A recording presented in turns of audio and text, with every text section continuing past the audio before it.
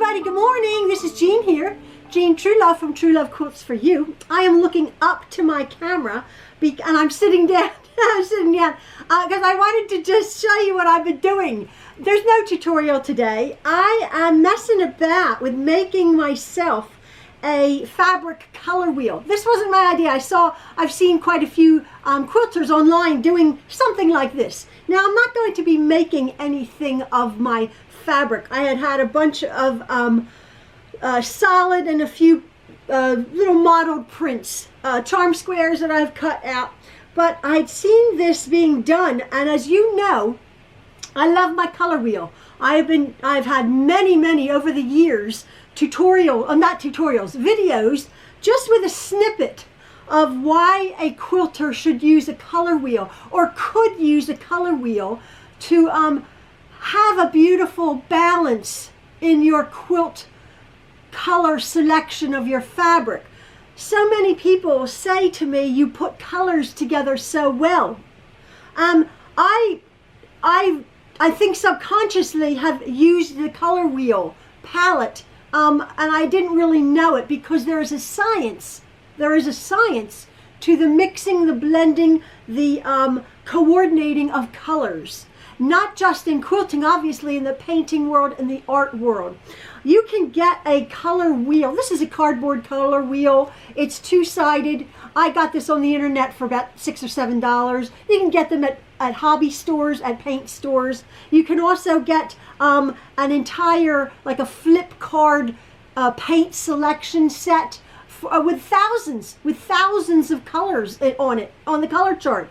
But I'm just going to, if you're interested or not, I just was fascinated with this. The basics. I am by no means an expert. There are tons of experts out there who explain it so well and in depth, and why and the where and the hows. I don't do that. Basically, going back to kindergarten, we have our three primary colors, which are yellow, red, and blue. And from there, primary colors, secondary colors, tertiary colors, split complements, complementary colors. I go into it a little bit in the video to come, and then again, I'm no expert, don't hold me to this, but this is basically a basic color wheel that I've sort of brought to life. I just thought this is so pretty. The saturated colors here, and then the lighter colors adding white, and then the darker colors at the very end adding black.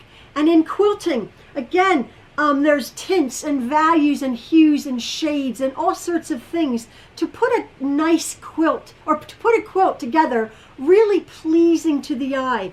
A lot of people will maybe start with a focal fabric. I've said this before. You see a pattern that calls for, 2.5, 3 yards or whatever it is for your border fabric. You love it. And then you're like, what do I do now? It might have 7 or 8 or 10 colors in it. A lot of times what people do is to get the value of something, they'll take a black and white photograph of it. And you'll see some of the colors just jump off. That should be a lighter color. So that's a trick if you love a fabric but are stuck at the fabric store. Again, this is just for my I was just having fun making this up. I'm not making anything of it. But to follow this little thing that I do is I've taken some of my quilts that I've made over the years, and then I've also added some other quilts that I've gotten online, some images that are out there online, not my quilts. But I'll explain why they're so pleasing to the eye, whether it's your style or not. You have to give it to the artist that, oh, they put those colors together, and you wouldn't have thought that your oranges and your reds would go together so well, or your reds and your blues would go together so well, or your different shades, or your different hues, or your different tones of red and blue, or red and green. Red and green are your primary colors together. Yellow and purple, primary colors together, and blue and orange, primary colors together. But then there's thousands, if not millions, of combinations to put your colors together. And then, of course, if in my Phoenix Rising quilt, I pretty much have every color in the book. you can just put a whole rainbow of colors together. Every color here on the color wheel you could put together. Perhaps on a, this is a gray background, perhaps on either a black background like my quilt, or perhaps on a white background to make it lift. White and light colors will lift your quilt, whereas your dark colors, your blacks, the colors will recede and perhaps make it a little bit more serious. So there's so much to color theory, and this is just the tip, as I say, tip, tiny, tiny, tiny. I'm no expert, but I just was having fun. I love my color wheel, and I just thought I'd share with you how some other quilters and some other artists out there got it right and put their fabrics together to make really pleasing quilts, let alone artists who throughout the centuries have been using color. So I just hope you enjoy this little video. By all means, get yourself a lovely color wheel, study it. I've said this dozens of times before. So very interesting. Take this to the quilt store, figure it out, do a little bit. There's tons online. Do a little bit of research for yourself. And if you find a fabric, it's the first, so many people are stumped, but it's the first thing in quilt making, selecting your fabric. And again, I always say that fabric manufacturers have done quite a lot of the work for you. They have put together a whole line, maybe 25 or 30 different colors that go together. So if you buy a fabric line, which is usually at a premium, you're paying for the coordination, for the science and the thought behind it, for the manufacturers, and then for the actual cutting or the kit. But well worth it to my mind if you're having a difficult time. So I just hope you enjoy the little video to come, and the pictures, little quilt show. It's sort of a little virtual quilt show of my quilts and some other quilts, and I'm explaining why they're so appealing. So have at it. Get yourself a color wheel. Look how sweet that is. So again, I've talked about it, but if you are new to this, there is a science to color and choosing fabrics that go together or not, or go together more pleasing.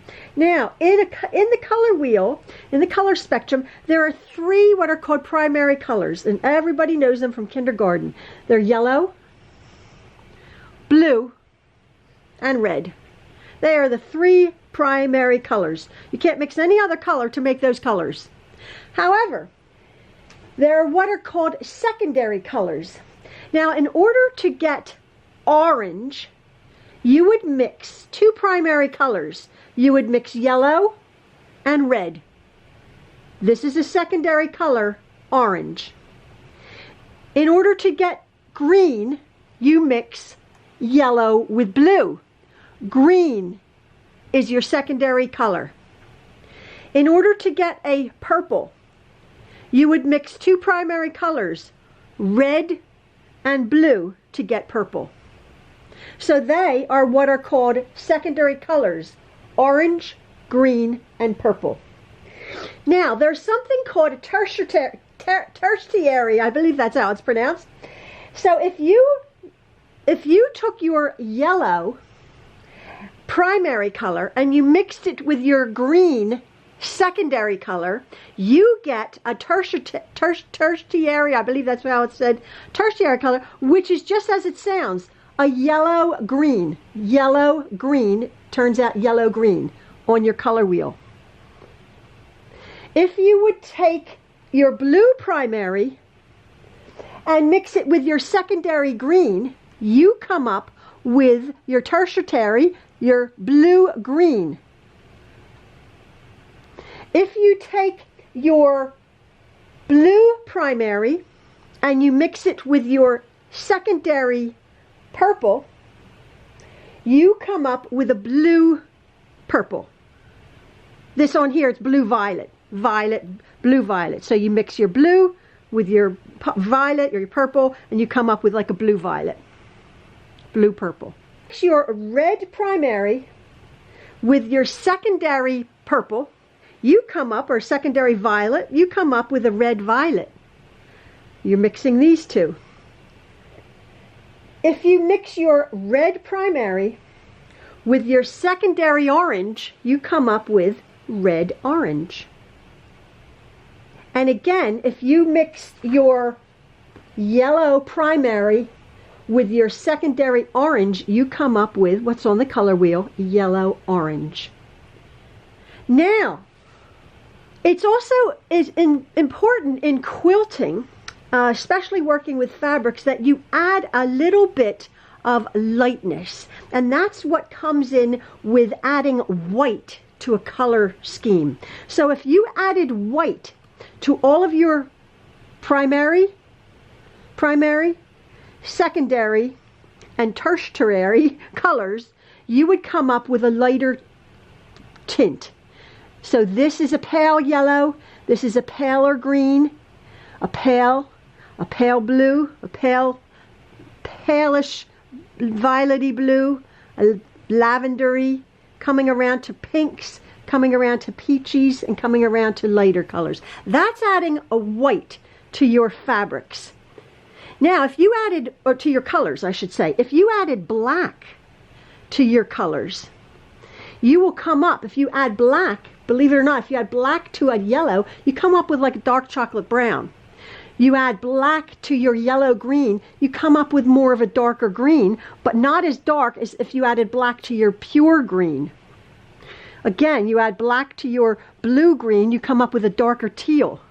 You add black to your dark blue, you come up with a dark blue. You add dark to your blue violet, black to your blue violet, you come up with a dark navy. And again, you come up with a deep purple. If you add black to your violet, you come up with like a purpley mauvey, a purpley maroon color if you added black to your red violet, a deep maroon if you add black to your red. You add black to your red orange and you come up with a deeper salmon, a burnt orange, and a lighter but darker brown if you added it to yellow orange. So this is just a visual fabric idea of I was just playing around with it. I'm thinking this is fascinating, but the most important part, you're saying, well, how do you put these all together? I went on Pinterest and I actually sort of dialed up some images of quilts put together with the color wheel, and I will sort of talk you through the process of, or the photographs that are to come, and what color wheels, what colors they have implemented on the color wheel. And you will see how absolutely pleasing the scientific arrangement of choosing fabrics from the color wheel. Again, this is a very, very, very small oversight of how the color wheel works. There are things called values. If you add black, the value of it, you get a grayscale here. You add a grayscale to a not so much black or white, you get a value here. And then over here, here is the basics of what I always talk about. When you look at your color wheel, and again, you will see quilts made, and people have gone, oh, I love this color combination. If you love a violet, any violet, a yellow, you love a yellow, a lovely, beautiful yellow print, in any shade. Here's a yellow, a softer yellow. Here's more of a greeny, like an olivey. You come across on your complementary. According to science, according to your eye, violet or purple is the complement of yellow. So if you put, that's the complement, if you put any yellow print together with a purple print, you know that visually that is going to work beautifully. Because scientifically, that these two colorways, the purples and your yellows, are going to go beautifully.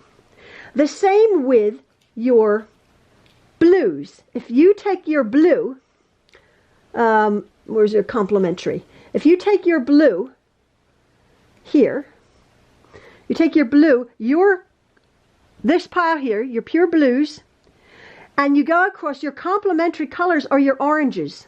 And again, your oranges and your blues, when they're put together, they're extremely pleasing to the eye. Your green, you take your green here, your secondary green, which encompasses so many colors of green, and where is your complement? It's over to red. So you know that if you put these reds with these greens. Now, I'm speaking in generalities of the bright primary colors. Okay, yellow and purple, blue and orange, green and red. But that doesn't minus out all of the different shades and all of the tints. So a popular colorway now is like the like sort of apple greens and pinks, like a lighter colors. That brings it up. Or you have your paler blues with like a peachy, with the peach.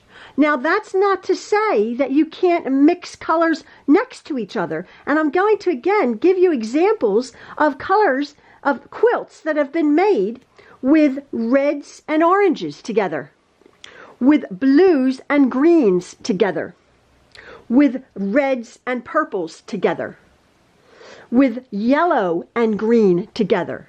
So if you get a color wheel and study it, there's what are called, I'm not going to get into it as I haven't before. You have your triads, you have your tetrads, you have your complementary, you have your split complementary, and you have what are called shades and tones and tints.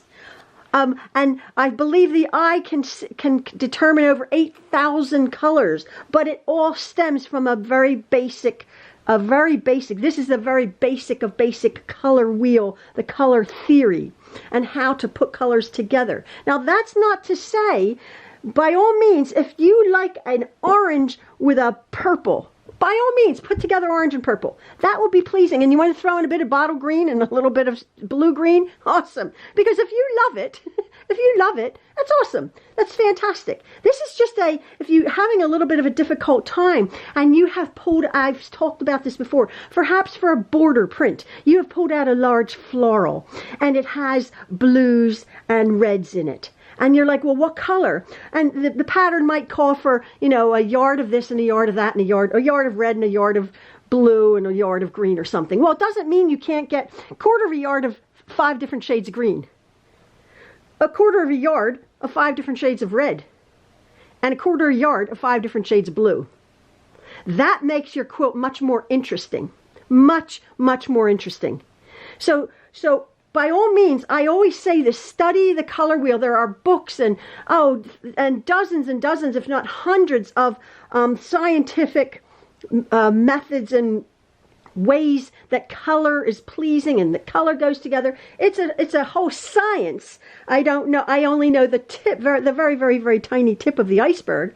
But I just wanted to share with you some of the quilts that I have found online that have actually taken the color wheel theory and put it into practice, and how pleasing it is to the eye. So I hope you enjoy this.